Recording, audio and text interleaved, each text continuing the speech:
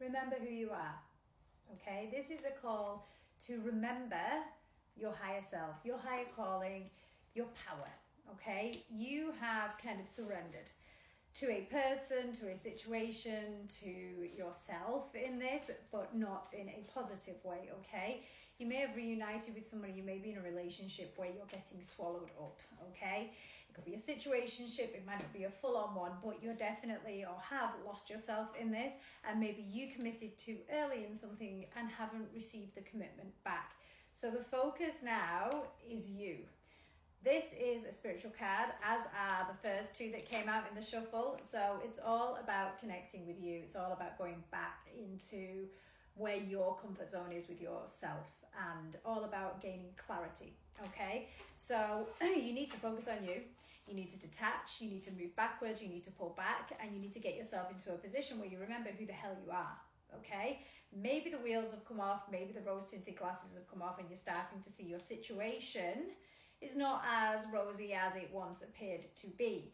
It is fragmented. It is a place of suffering for you now. So there's lack in this relationship. And so what we need to do is rebuild the relationship with yourself.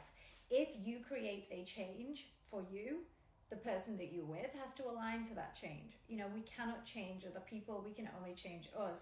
Look at this, another spiritual card, spiritual guides. So you are definitely being called to lean on your spiritual journey, lean on your spiritual self, ask your soul what it needs, okay? I am not saying leave this person or exit a situationship. I am just saying that your love life is causing a storm. So the person you're involved with is not creating harmony. They are definitely creating a tower moment repeatedly for you. So we need to look at ourselves. We need to look in the mirror and think, okay, what can I do to make me feel better? If you focus on this now, by autumn, your situation will have greatly changed. And this could simply be that you've now realized that you're worth more, and that person has now started to realize that. And so you're in a happier place. But right now, everything is up in the air. It's very difficult what you're going through at the moment. You've kind of lost your way, lost yourself, lost your end goal in this situation that you're in.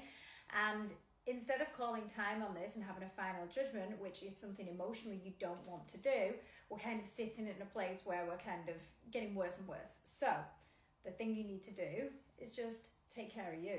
Take care of you, and the universe will take care of the rest.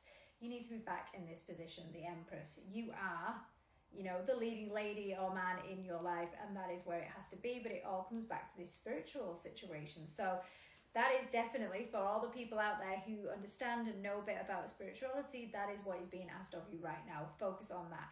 Get the clarity, rebalance, put yourself first for now. In doing that does not mean that this person will go away or disappear. If you pull back, it doesn't mean that they will run away or disappear. We are just having a change up. We are just juggling too many things at the moment, and you need to just juggle you, okay?